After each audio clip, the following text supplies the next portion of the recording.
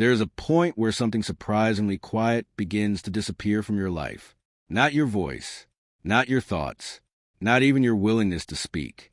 What begins to disappear is the urge to explain yourself, to clarify your intentions before anyone misreads them, to justify your choices before anyone questions them, to make sure other people understand why you did what you did, felt what you felt, or changed in the way you changed.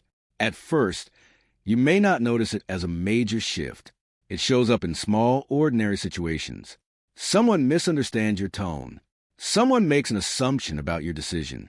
Someone asks why you no longer do something the way you used to. And instead of giving the long answer you once would have given, you feel nothing moving in that direction. The explanation is there. You could offer it.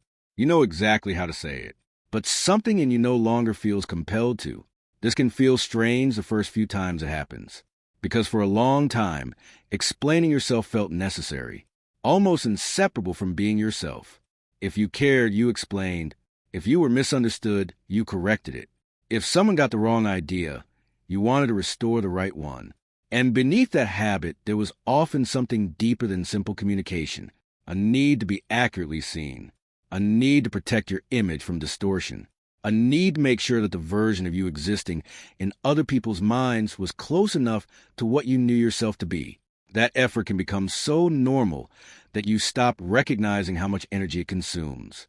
How much of your life is spent translating yourself, adjusting your language, providing context, softening your truth, adding details, so people do not misinterpret you too harshly, explaining what you meant instead of simply letting what you meant stand on its own.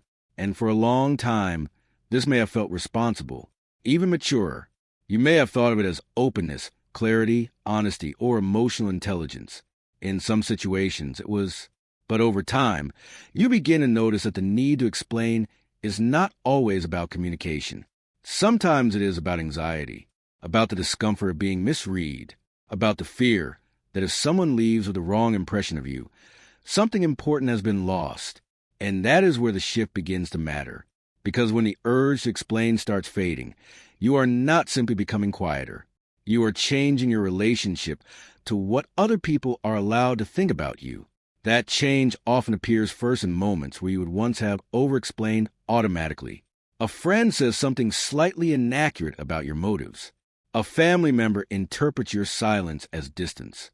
A co-worker assumes you made a choice for practical reasons, when the truth is much more personal. Earlier in your life, you may have felt immediate movement inside yourself, a pressure to correct it, to say, "No, that's not what this is," and then carefully unfold the inner reality so the misunderstanding could be repaired. Now, something different happens. You hear the misunderstanding. You recognize it. You may even feel a brief impulse to clarify. But then it passes, not because you are bitter, not because you no longer care, but because part of you no longer believes that every inaccurate perception needs to be corrected. This can be deeply disorienting at first, especially if your identity has long been tied to being clear, thoughtful, or emotionally available. You may wonder if you are becoming detached, if you are shutting down, if you are turning colder without realizing it. But if you look closely, that is usually not what is happening. What is fading is not your capacity for relationship. It is your compulsion. The compulsion to control how you are held in the minds of others. And that compulsion is often far stronger than people realize. You may begin to see how much of your speech used to be organized around preemptive defense. You would explain before being accused, clarify before being questioned, provide emotional evidence before anyone had even asked for it.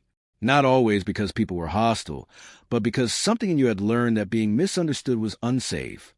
That misunderstanding had consequences. That if you did not manage the narrative around yourself carefully enough, you could lose connection, approval, belonging, or emotional ground. This is why the need to explain yourself is rarely just a communication style. It is often an adaptation, a way of securing safety through self-disclosure and self-justification. And when that adaptation begins to loosen, the change can feel both liberating and unsettling. Liberating, because you are no longer spending the same energy trying to make yourself legible in every interaction. Unsettling, because without that effort, you are forced to confront something uncomfortable, People will misunderstand you, sometimes partially, sometimes completely, sometimes permanently. And no amount of explaining can fully prevent that. That realization can be painful, but it is also strangely freeing. Because once you begin to accept that perfect understanding is impossible, a whole layer of unnecessary emotional labor starts to fall away. You stop living as if every conversation is a courtroom where your inner life must be defended. You stop assuming that your worth depends on being interpreted accurately by everyone who encounters you. And because of that, something in your nervous system begins to settle. You may notice this most clearly in the moments when you choose not to clarify.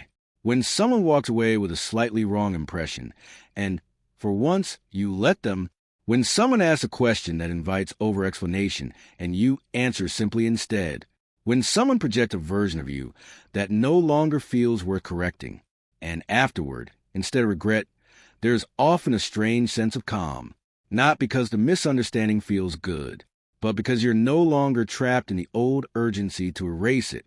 This shift is especially noticeable if you have spent much of your life being highly self-aware. Self-aware people often become highly explanatory people.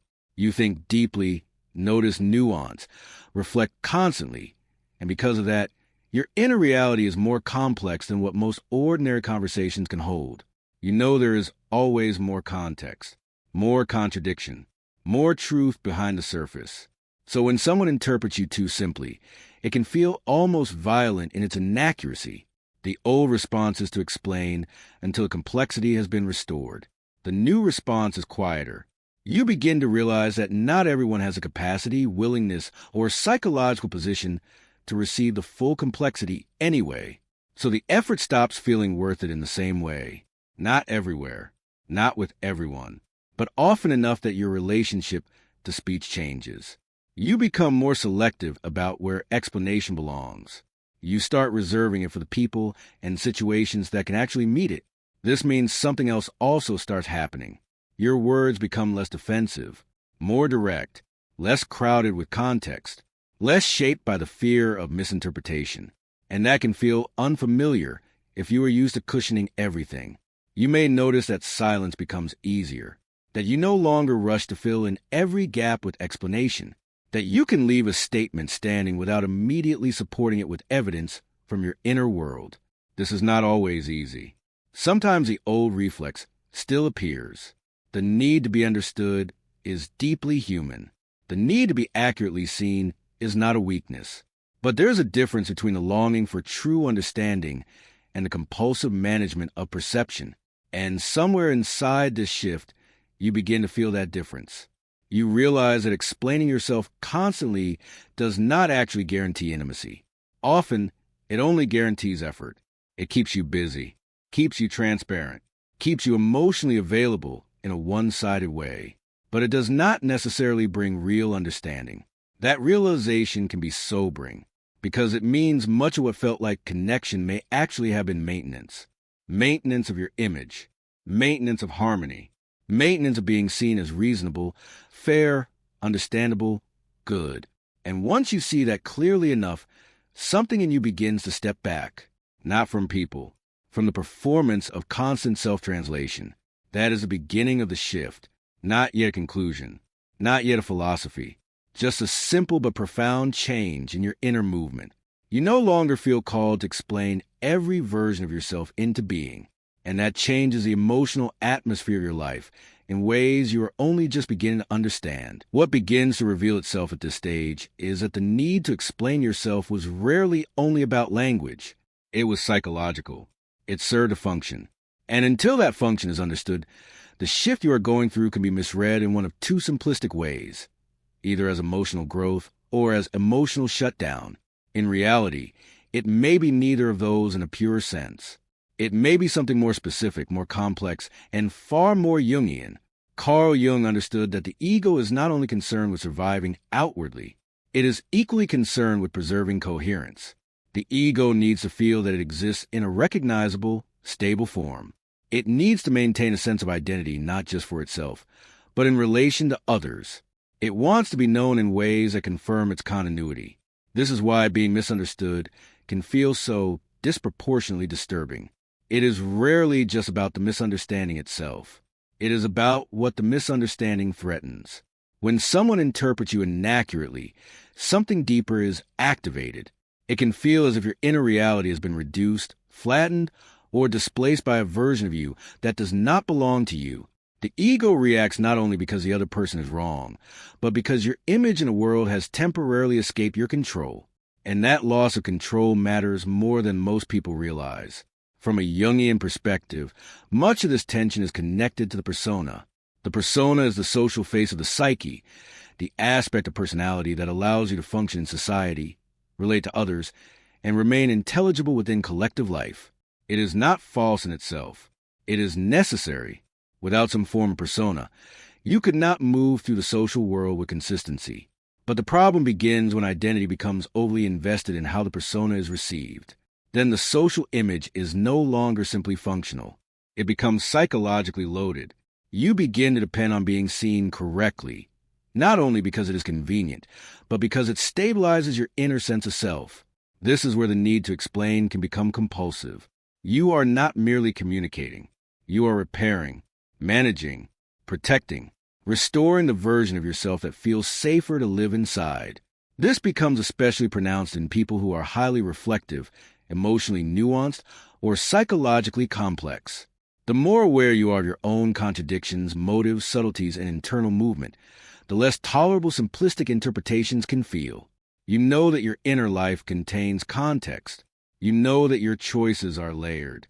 You know that what someone sees on the surface often tells only a small part of the truth. So when another person reduces you to a quick judgment, a convenient category, or a surface-level assumption, it can feel like a profound distortion, and the instinctive response is often immediate. Explain, clarify, add nuance, correct the record, restore complexity. On one level, this is understandable. There is nothing pathological about wanting to be understood. In fact, the longing to be seen accurately is one of the deepest human desires. But Jung would invite a more difficult question. At what point does the wish to be understood become a dependence on external confirmation? That question changes the entire structure of the issue, because then the problem is no longer merely that people misunderstand you. The problem is that your relationship to yourself remains partly mediated through how others interpret you. If your inner certainty is weak, other people's perceptions gain extraordinary power. A misunderstanding then feels threatening not because it is unpleasant, but because it destabilizes something you have not yet fully stabilized within yourself. This is why some people explain themselves constantly, even in situations where the misunderstanding is minor, harmless, or ultimately irrelevant. The visible issue is external, but the emotional urgency comes from within. Jung would see this as a sign that the ego is still seeking too much of its validation through the collective mirror. That collective mirror can take many forms. A partner's interpretation, a family member's judgment, a friend's assumption, even the anticipated perception of an audience, a group, or society at large. Whenever the ego leans too heavily on that mirror, the need to manage perception increases, and with it, the need to explain. There is also a shadow dimension here.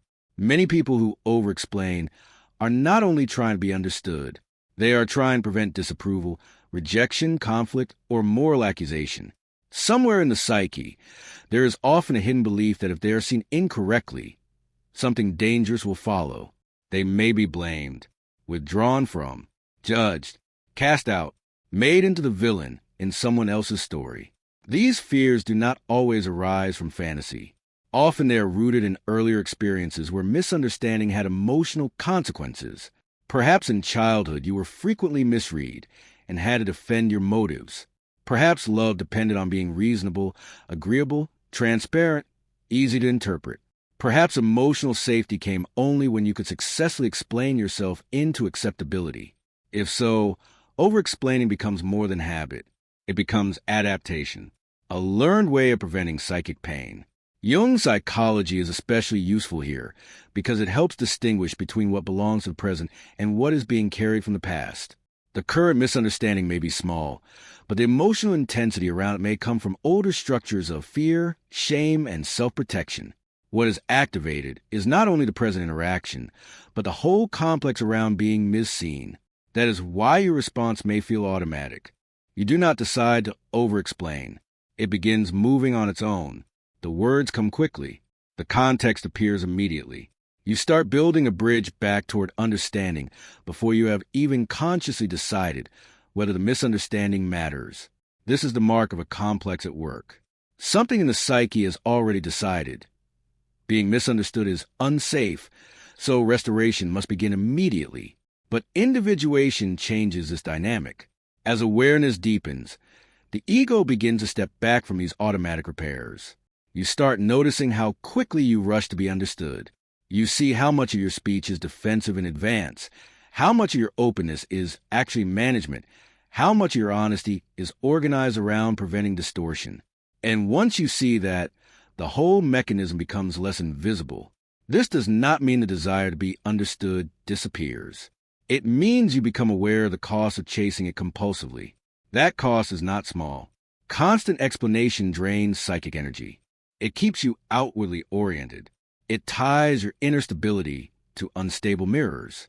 It also creates an illusion that if you can finally express yourself perfectly enough, you will be safe from being misread.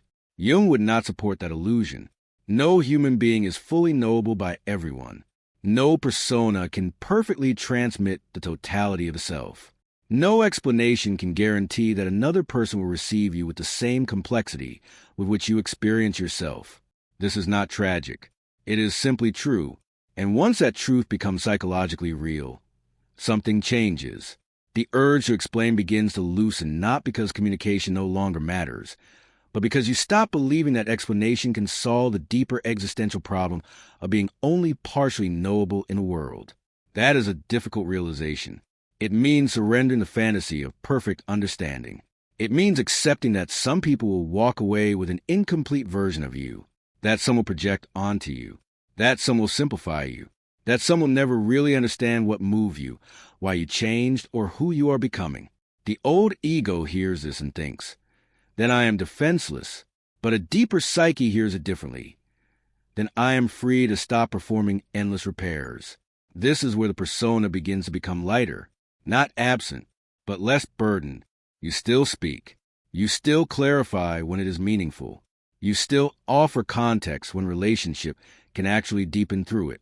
But you are no longer compelled to treat every misunderstanding as a psychic emergency. That is a profound movement toward inner authority. You begin to recognize that accurate self-knowledge cannot depend entirely on accurate social reflection. Other people can mirror parts of you. Yes, they can illuminate, affirm, challenge, and even help reveal what you cannot see alone. But they cannot become the final custodians of your reality. Once they do, your sense of self becomes too vulnerable to every interpretation. So the deeper psychology of stopping explaining yourself is not simply about becoming quiet. It is about a reorganization of dependence. The ego slowly stops outsourcing so much of its stability to the minds of others. And when that happens, your words change. Your silences change. Your relationships change. Most importantly, the emotional urgency beneath explanation begins to reveal its true nature. It was never only about communication. It was about safety, image coherence, and the hope that if others could finally see you correctly, you might feel more solid inside yourself. Individuation does not deny that hope. It matures it. It turns the axis inward. And once that happens, the need to explain everything can finally begin to lose its grip. A different kind of strength begins to appear once the compulsion to explain starts loosening. Not the loud kind. Not the kind that proves itself through certainty, distance, or indifference. Something quieter than that. You begin to notice that silence no longer always feels like defeat. In the past, silence may have felt dangerous. If you did not explain, the misunderstanding remained. If you did not clarify, the other person might leave with the wrong impression. If you did not translate yourself fully, something important seemed at risk. Now a subtle shift begins. You remain silent in situations where you once would have rushed to restore the image, and nothing collapses. The world does not end. The relationship may remain imperfect, but your inner life no longer feels immediately shattered by that imperfection. This is where the process becomes real, because you are no longer only understanding the problem differently. You are living differently in relation to it. That change often begins in extremely small moments. Someone misreads your mood, and instead of launching into a long clarification, you answer simply. Someone questions a decision you made, and you do not feel required to give them the whole psychological history behind it. Someone assumes they know why you change, why you left, why you no longer respond the way you used to. And for once, you let the assumption exist without feeling internally dragged into combat with it. These moments may look insignificant from the outside, but inwardly, they represent something major. You are no longer organizing your whole nervous system around the task of being correctly interpreted. This does not mean you stop caring about truth. It means truth is no longer experienced only as something that must be externally confirmed in order to feel stable inside you. That distinction changes the quality of your speech. When you are still trapped in the need to be understood, speech often becomes crowded. There's too much context, too much anticipation, too much emotional management hidden inside what sounds like simple explanation. You are not only saying what is true, you are also trying to prevent future distortion, future rejection, future simplification. As this loosens, your words become cleaner, less burdened, not colder, cleaner. You speak because you mean something, not because you are frantically trying to secure yourself against misreading. That difference can be felt immediately. Even when your sentences are shorter, they often carry more weight. Even when you say less, there is more of you in it, because you are no longer speaking from fear. You are speaking from contact with yourself. This is one of the least obvious but most powerful forms of psychological maturity. Jung would likely recognize it as part of the broader movement from persona identification toward a more conscious relationship with the self. Earlier in development, the persona often carries too much of the burden of existence. It must look coherent, reasonable, understandable, acceptable. The ego then becomes highly invested in managing how that persona is received. But when individuation deepens, this arrangement begins to change. You no longer need the social image to hold so much of your psychic weight. This does not mean the persona disappears. It remains necessary. You still live in the world, still communicate, still move among others. But the persona becomes lighter, less defended, less overloaded with the impossible task of perfectly representing the depth of your reality. And because of that, you stop trying to use explanation as a way of forcing your full self through a limited social channel. You begin to accept a difficult truth. Not every interaction is large enough to hold the whole of you. That acceptance is not resignation. It is discernment. It allows you to stop offering the deepest parts of yourself in places where they cannot be received, while also stopping the endless labor trying to enlarge every ordinary exchange into total mutual understanding.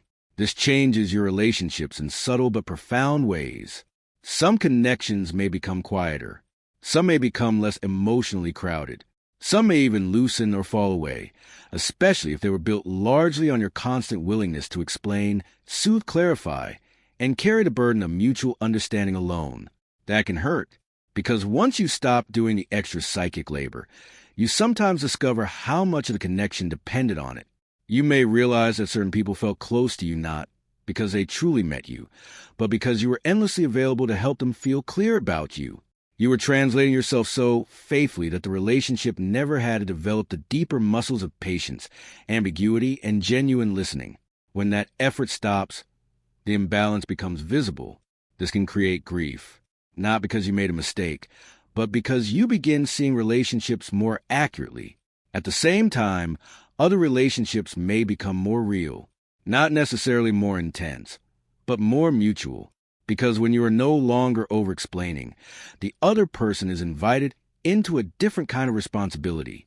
They must listen more carefully. They must tolerate not knowing everything immediately. They must meet you with more presence and less assumption. Not everyone will be able to do that, but the ones who can often begin to feel very different to you. Less exhausting, less performative, more spacious. You may also notice that your inner dialogue changes. Before, after many conversations, you may have replayed what you said, wondering whether you had explained enough, whether you were misread, whether you should have clarified further. That kind of mental aftercare can consume enormous psychic energy. It keeps the conversation alive long after it has ended because something in you still believes the issue remains unresolved until understanding is restored. As the old compulsion weakens, those loops often begin to shorten, not because you stop caring completely, but because the stakes have changed. You begin to realize that another person's partial understanding is not the same as your annihilation. That sounds dramatic when stated directly, but for many people this is exactly the unconscious equation that was operating before. If I am misunderstood, I am unsafe. If I am not accurately seen, I am at risk. If I am reduced, I am diminished in reality itself. The new movement breaks that equation. You begin to understand that someone can hold an incomplete version of you, without that incomplete version becoming the truth of your being. This gives you back a great deal of energy. Energy that was previously spent on repair, defense, and translation. And that energy does not simply vanish. It becomes available for something else. For actual thought, for actual feeling, for deeper work, for more honest choices. Because once you stop compulsively curating how others carry you, you become more available to how you actually carry yourself. This is where the shift becomes more inward than outward. You start asking different questions. Not, how do I make them understand? But why do I still feel so threatened when they do not? Not, how do I explain this better? But what part of me still needs outside accuracy in order to feel inwardly real? These are deeper questions, and they lead to a different kind of stability. A stability that does not depend on the social field being perfectly aligned around you. Jung's psychology repeatedly points toward this movement, away from collective dependence and toward inner authority. Inner authority is not arrogance. It is not the refusal to listen or the fantasy that no one else matters. It is a capacity to remain in relationship with yourself even when the outer mirror is imperfect. That capacity changes your tone in life. You become less reactive to being simplified, less desperate to correct every projection, less likely to hand over your inner equilibrium to someone else's misunderstanding. This does not mean there is no pain anymore. Sometimes being misread still hurts deeply, especially by those you love. Sometimes you still wish language could do more than it can. Sometimes you still feel the old impulse to pour out the fuller truth in hopes that being accurately known will finally settle something inside you. But now there is space around that impulse. You can see it. You do not have to obey it. And that freedom is where integration lives. Eventually, you begin to notice a change that may be the most important of all. You no longer explain yourself in order to earn the right to exist as you are. You speak when speech serves life. You stay quiet when silence is cleaner. You clarify when relationship can truly deepen through clarification. You let misunderstanding remain when correcting. It would only be another way of trying to control what cannot be controlled. This is not detachment. It is proportion. You are no longer trying to make every other mind into a perfect sanctuary for your reality. You are allowing reality to live in you first. And from that place, your words become less anxious, your silence is less burdened, and your presence more coherent. Not because everyone finally understands you, but because you're no longer abandoning yourself every time they do not. That is what replaces the old need to explain. Not indifference, not distance. A deeper kind of self-possession. There's a quiet freedom that begins when you stop treating every misunderstanding as a crisis. Not because misunderstanding suddenly feels pleasant. Not because you stop caring about truth, closeness, or being known. But because something more stable begins to form beneath all of that. For a long time, being understood may have felt almost inseparable from being safe. If someone misread your motives, your choices, your emotions, or your silence, it did not feel like a small social inconvenience. It felt like a disturbance in reality itself, as if something essential about you had been misplaced, and until it was corrected, you could not fully settle. That is why the need to explain becomes so exhausting. It is never only about language. It is about trying to restore psychic order through other people's perception. Carl Jung would have recognized this as part of a deeper developmental problem. The ego, when it is still too dependent on the collective mirror, tries to stabilize itself by being interpreted correctly. It relies too heavily on external reflection to maintain internal coherence. That arrangement is fragile. It forces you to keep performing yourself into understandability, as if your existence requires constant translation in order to remain intact. But individuation changes the axis. Slowly, painfully, often through repeated disappointment, you begin to realize that no one else's perception can fully hold the totality of who you are. Not because people are incapable of love, not because relationship is meaningless, but because the self is larger than any single explanation, larger than persona, larger than what ordinary social language can carry at one time. And once that becomes real, something softens. You stop trying to fit the whole of yourself into every interaction. You stop turning every misunderstanding into a summons to defend your reality. You stop spending enormous amounts of psychic energy trying to ensure that each person carries the most accurate possible version of you. That does not make you less honest. It makes you more discerning. You begin to recognize where explanation deepens life, and where it merely repeats the old anxiety in a more articulate form. That distinction matters, because not all explanation is false. Sometimes explaining yourself is beautiful. It is an act of intimacy. It is the willingness to reveal what would otherwise remain hidden. It is part relationship, part of love, part of being human. But when it becomes compulsive, it stops being an offering and starts becoming a defense. And defenses always have a cost. They drain energy. They crowd speech. They make every interaction heavier than it needs to be. They keep you outwardly oriented, waiting for relief to arrive through someone else's accurate understanding. The deeper shift you are moving through is the discovery that relief cannot be built only that way. At some point, you have to become capable of holding your own reality, even when the mirror in front of you is partial, flawed, impatient, or simply not deep enough. That is not arrogance. It is not emotional withdrawal. It is the beginning of inner authority. And inner authority changes the feeling of life. You speak more simply. You defend less urgently. You become less interested in curating yourself into perfect legibility. Not because you no longer value connection, but because you are no longer willing to sacrifice so much of yourself to secure it artificially. Before we close, consider something carefully. Think of the last time you felt a strong urge to explain yourself. Not what you said, not whether the other person was right or wrong. Ask something deeper. What were you really trying to protect in that moment? Your truth? Your image? Your safety? Your right to still belong? Stay with that question, because the answer reveals whether your explanation came from clarity or from fear. If this resonates, share in the comments one situation where you recently chose not to explain yourself the way you normally would have. What did that feel like? Not for the other person, for you.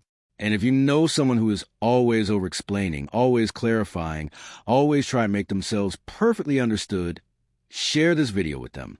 It may help them see that what feels like communication is sometimes a deeper attempt to secure existence through other people's minds. And there is another way, a quieter one, a stronger one, a way of speaking that no longer comes from the panic of being misread, but from the steadiness of already knowing who you are, even if not everyone else does.